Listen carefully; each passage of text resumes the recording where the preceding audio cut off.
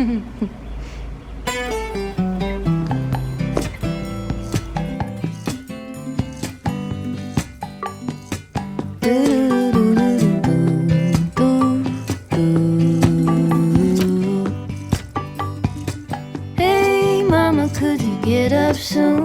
sais que tu essaies de le faire bouger. But I don't get scared. Get yourself moving and you'll be okay.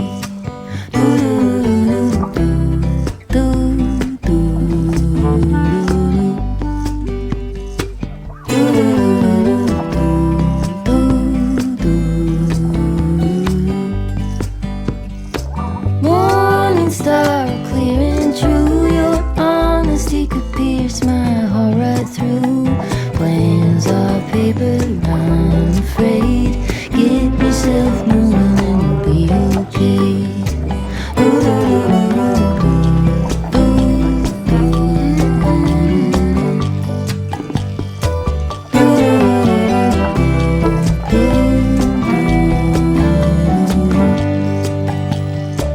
Hey Pepper, give us a shake in the newborn. Oh, un petit verre de vino verde.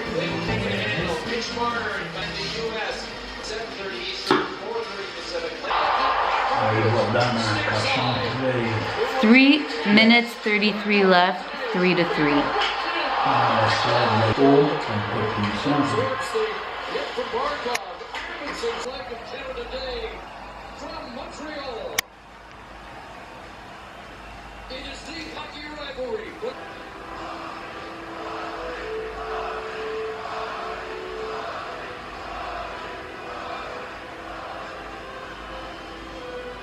Don't mind me, I'm just sitting on the ground in front of the window because that is where the light is best. So you make do with what you have. I've been back from Portugal for a bit of time now. On the way from Nazaré to Aveiro, I was stunned. We passed through a residential area and like, I don't know what it is, but every house had the most beautiful garden. Regardless of the space, even if it was super tiny, it was just optimized to the fullest, and there were all these like super lush trees filled with citrus fruit, and it was just so nice to see. My dad is a diehard hockey fan. Montreal Canadiens is his team, but the NHL was on pause. They were kind of the regular season. There was the Four Nations Cup happening, so there were 4 teams: Finland, Sweden, US, and Canada.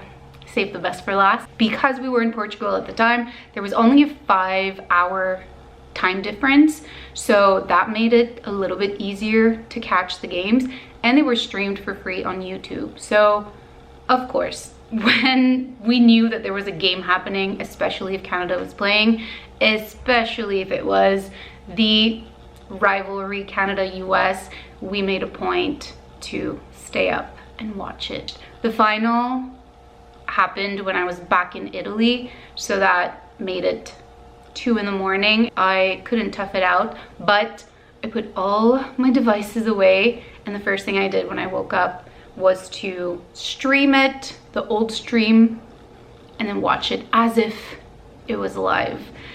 And Canada won, and that made me so happy.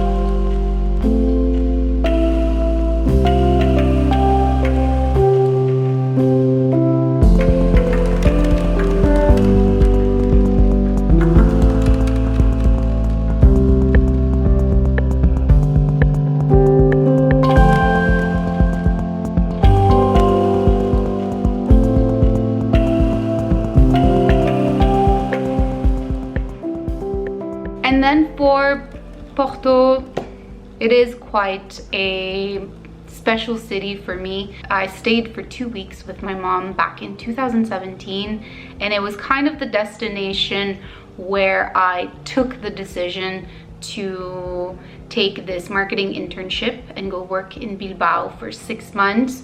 So that happened in 2018. But Porto, I don't know, the feel, the vibe of it at the time was kind of the decision maker. Like, okay, let's go, you can do this. The feeling I got from being there, and so it will always carry this special sentiment, like a special atmosphere, because it reminds me of that, the start, like the decision that led to the start of a new chapter. But then this time with my dad, we did do a bit of walking around. Unfortunately, I got food poisoning. So yeah, it kind of forced me to rest. Obviously couldn't enjoy the little things in life, so going out for a drink, coffee, food, whatever. So I kind of stayed in bed, walked a little bit, but was feeling quite weak. I didn't film that much footage as one would imagine. However, I will include some clips from the video I had made back in 2017. And it's really interesting because as I'm watching the footage that I had filmed, I was there obviously for quite some time, for 2 weeks. If you watched the first video that I made where I go to Nazaré, you can kind of tell from the vibe, from the voiceover, that this place was quite unique, was quite special. The proximity to water really inspires me, really moves me.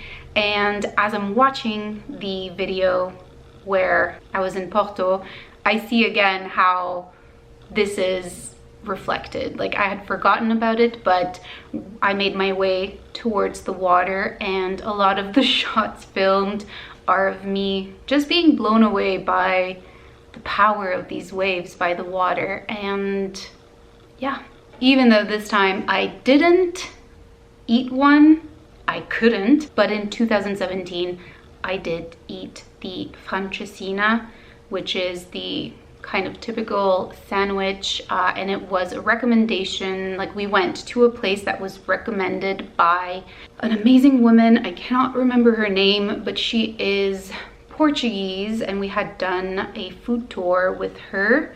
I can't remember the name of the food tour, but I will link it down below because it was like a really, really, really nice food tour. She had recommended this specific place to try the francesina, and she had given us 3 rules. Number 1, you gotta have it for lunch. Number 2, you must drink something sparkly with it. Her recommendation, she said, if you want to do the real thing, you need to order a beer. And number 3, walk it out. Go walk it out after, because it is quite a hefty meal. So anyways, that concludes this part 2. It wasn't maybe the video that I had in mind.